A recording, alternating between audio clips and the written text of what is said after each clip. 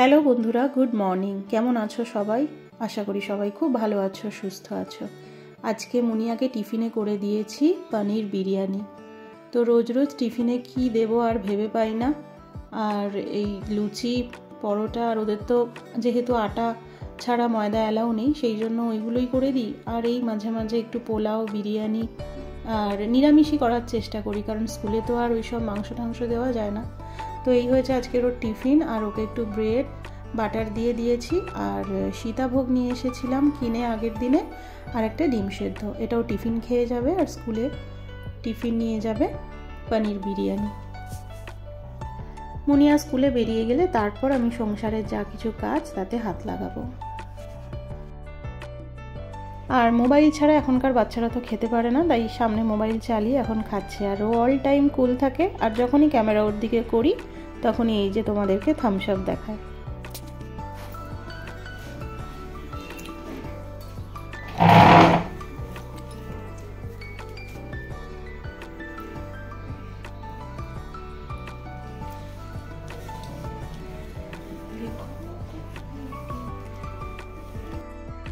মুনিয়া স্কুলে বেরিয়ে যাওয়ার পর আমার একটু টিফিন বানাতে চলে এলাম। আর বেশ কিছুদিন ধরে আমার না ডিম টোস্ট খেতে ইচ্ছে করছিল। তো কয়েকটা রিলস দেখার পর এত ডিম টোস্ট খেতে ইচ্ছে হচ্ছে, আর পাউরুটি ছিল, তাই দিয়ে ওই যে ফাটা দুটো ডিম আমি ফ্রিজে রেখে দিয়েছিলাম, যে বলেছিলাম না ডিমের পেটি নিয়ে আসা হয়েছিল আমাদের, তাতে দুটো ফাটা ডিম বেরিয়েছিল। তো সেটাকে আমি একদম পেঁয়াজ কাঁচা লঙ্কা দিয়ে রেডি করেই রেখে দিয়েছিলাম, আর সেটা দিয়েই বানিয়ে নিলাম আমার ডিম টোস্ট। আর একটা জিনিস তোমাদের দেখাই, দেখো আমার এই টবের মধ্যে কাঁচা লঙ্কা গাছ হয়েছিল। ওই যে জল ধুয়ে যখন গাছে দিতাম, কোনোভাবে কাঁচা লঙ্কার দানা আর কি টবের মধ্যে চলে যায়। তো সেই টবে অন্য গাছের সঙ্গে এই কাঁচা লঙ্কা গাছগুলো হয়েছিল। আমার বর আর একটা কাঁচা লঙ্কা গাছে পোকা ধরে গিয়েছিল, সেটা আমার বরকে বলেছিলাম তুলে ফেলে দিতে, কিন্তু যেটার পোকা ধরেছে সেটা না তুলে, যেটায় কাঁচা লঙ্কা হয়েছিল সেই কাঁচা লঙ্কা গাছটা আমার বর কেটে ফেলে দিয়েছে। তো দেখে আমার এতটাই মাথা গরম হয়ে গেল যে কি বলবো। যাই হোক, রান্নাটা বসিয়ে দিয়েছি টিফিন করে। আর আগের দিনে যে পার্শে মাছটা কিনেছিলাম, আজকে সেটাই সর্ষে পোস্ত দিয়ে করছি। আজকে ওর বেলায় অফিস, মানে সেকেন্ড হাফে অফিস, তো সেই কারণে আমার রান্নাও প্রায় হয়ে এসেছে। এদিকে হয়ে গেছে ভাত, আর এখানে করেছি ডাল, এই যে, আর পার্শে মাছটা করছি তার জন্য যে সর্ষে পোস্ত বাটা আছে। আর আজকে মা আসবে, মা ডাক্তার দেখাতে আসবে, ডক্টর অলোক পণ্ডিতকে দেখাতে আসবে।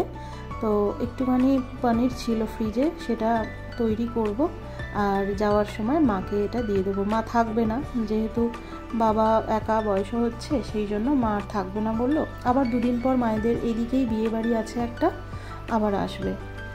তো এই যে পার্শে মাছটা হয়ে গেলে আমি পনিরের তরকারিটা বসিয়ে দেব, আর তার সাথে সাথে রান্নাটা হয়ে এলে ওকেও খেতে দিয়ে দেব।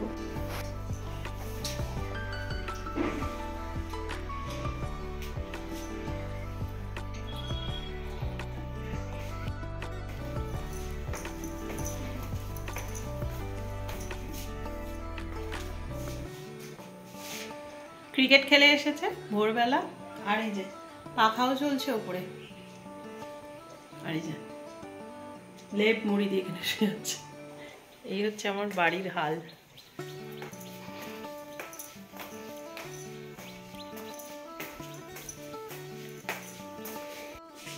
পনিরের তরকারিটাও আমার প্রায় হয়ে এসেছে। এটা আমি ওই কাজু, পোস্ত সমস্ত কিছু পেস্ট ছিল, তাই দিয়ে একটু নবরত্ন কারি মতো করলাম। শুধু গাজরটা ছিল না আমার কাছে, বরবটি, ক্যাপসিকাম, ফুলকপি, পনির, আলু সব কিছু দিয়ে এটা বানিয়েছি। আর এটা বানাতে বানাতে চাপা দিয়ে আমি চলে গিয়েছিলাম, অনেকগুলো কাঁচা পড়েছিল, মুনিয়ার ইউনিফর্মগুলো কাচার ছিল, তো সেগুলো তাড়াতাড়ি করে কেচে এখন যাব ছাদে মেলতে। আর সকাল সকাল একটু না মেলে দিলে রোদেরও তো কোনো রকম জোর নেই যে শুকিয়ে যাবে এক্ষুনি দিলে।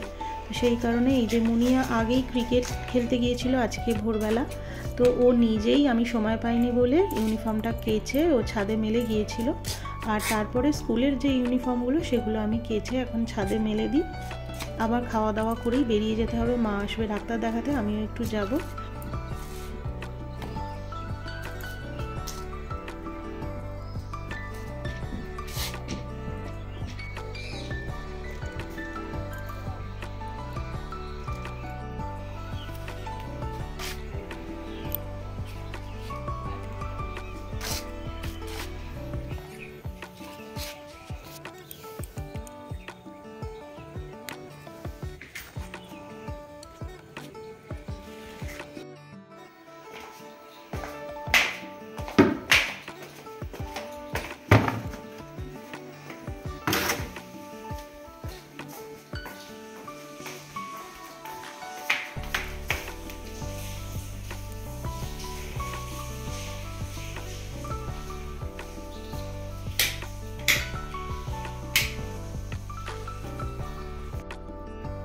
পুজো তো আমার হয়ে গেছে আর আমি একদম রেডি হয়ে গিয়েছিলাম স্নান টান করে। এবার চলো খাওয়া দাওয়া করে নিই, মুনিয়া বাবাইকেও দিয়ে দিই। আর আজকে শনিবার, এইবার থেকে আমি শনিবারটাও নিরামিষ খাওয়ার চেষ্টা করব।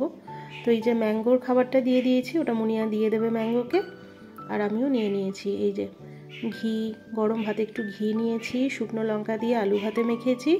আর আগের দিন যে পটাটোটা চিপস ঠিক নয়, ওই আলু ভাজার মতো যেটা দেখিয়েছিলাম ওটা একটু নিয়ে নিয়েছি। আর মুগের ডাল আর পনিরের তরকারি একটু করে নিয়ে নেব আমরা। তো এই যে খাওয়াটা কমপ্লিট হয়ে গেলেই বেরিয়ে যাব।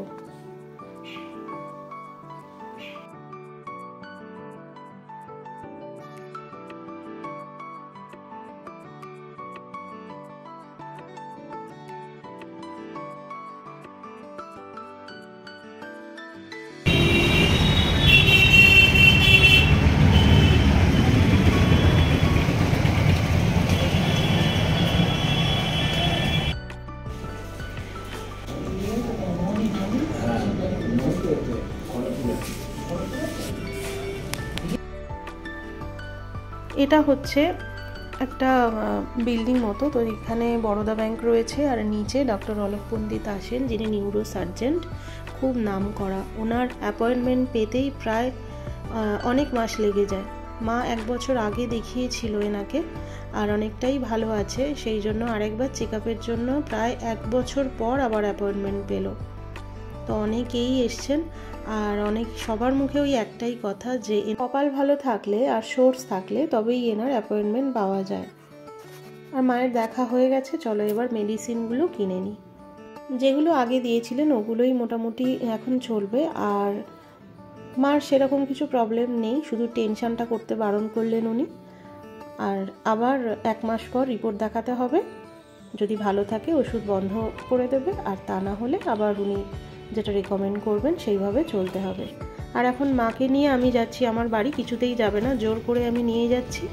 ওই ঘন্টাখানেকের মতো থাকবে, কারণ বাবাই মুনিয়ার সাথে দেখা না হলে ওরাও আবার দিদাকে না দেখতে পেলে রেগে যাবে, মন খারাপও করবে। মুনিয়া তো ফোন কেটেই দিয়েছিল।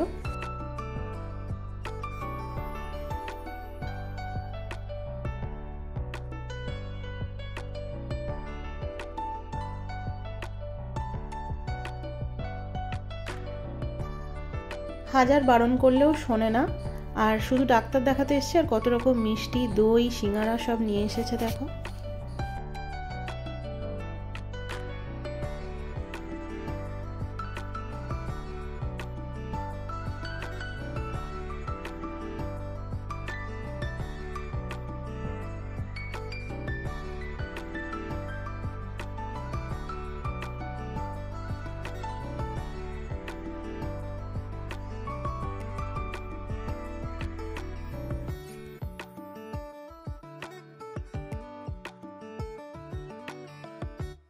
অনেকক্ষণ হয়ে গেল মা এসেছে আমার বাড়িতে, আসছিল না, জোর করেই নিয়ে এসেছি।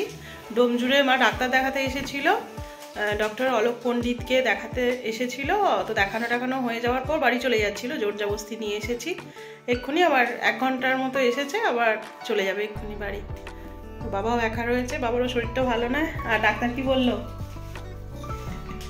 ডাক্তার কি বলবে, ডাক্তার বললো টেনশন থেকে সব হচ্ছে, টেনশন দূর করুন, রোগও সব দূর হয়ে যাবে। কোনো রোগ নেই, কিচ্ছু নেই, টেনশন থেকে হচ্ছে, যন্ত্রণা ব্যথা সব। মা এক্ষুনি বেরিয়ে যাবে আর আমিও একটু যাব, একটু এগিয়ে দিয়ে আবার বাড়ি ফিরে পড়ব। আমাদের এখানকার এক দাদা, তো সেই সমীরদাকে ঠিক করে দিয়েছিলাম, মা সমীরদার গাড়ি করেই এখন বাড়ি ফিরবে। যে জন্মদিন গেছে 2 দিন আগে না, জন্মদিনের এই যে গিফট দিয়ে গেছে, একটা খুব সুন্দর জামা কিনেছে। আর এই যে আজকে রেখে গেল। ওর সাথে তো দেখা হলো না, কারণ ও তো এখন অফিস গেছে, আজকে সেকেন্ড হাফে ডিউটি। অনেকটাই প্রায় রাত হয়ে গেছে, অফিস থেকে ফিরেই ও চা খায়, চা খেয়ে ও ফ্রেশ হয়। সেই কারণে এই যে চাটা বসিয়ে দিয়েছি, আর একদিকে একটু আলুর দম বসিয়েছি, রাত্রিরে একটু মুড়ি আর আলুর দম খাওয়া হবে।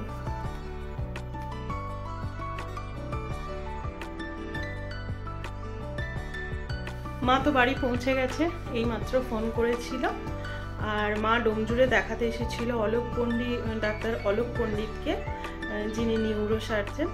তো ওনার দেখা পাওয়া মানে ওনার কাছে দেখানো আর ভগবানকে দেখা দুটো সমান। কারণ মা দেখিয়েছিল 1 বছর আগে, আবার এই 1 বছর পর ওনার অ্যাপয়েন্টমেন্ট পেলেন।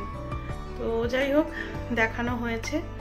মার সেরকম কিছু নেই, শুধুমাত্র টেনশন করতে বারণ করলেন উনি। আর ওনার ব্যবহার আচার এত অপূর্ব, মানে ডাক্তারের কাছে গেলে ডাক্তারের ব্যবহারে রোগীরা সেরে ওঠে। মানে এই ডাক্তার হচ্ছে সেরকম ডাক্তার, ওই জন্যে মানে এত মানুষের মনে উনি জায়গা করে নিতে পেরেছেন। এত ভিড় হয় আর মানুষ সেরেও ওঠেন। যে সমস্ত ডাক্তাররা একটু খেঁকুড়ে হয় না, সেই ডাক্তারের কাছে আমার যেতেই ইচ্ছে করে না। ডাক্তার এমন হবে যে একদম মানে কি বলবো, দেখলেই রোগী সেরে উঠবে। তো এই ব্যাপার। আর এখন একটু চা নিয়ে বসেছি, ওদিকে একটু আলুর দম করলাম, কারণ বাবাই আলুর দম দিয়ে যদি মুড়ি খাবে। আর আমাদের একটুখানি পনিরের তরকারিও রয়েছে, ওর মাছ রয়েছে, সব রকম মিলিয়ে মিশিয়ে হয়ে যাবে। ও এখনও অফিস থেকে আসেনি, এখন প্রায় 9টা, 8:30টার কাছে বাজে, 8:30, 9টার কাছে।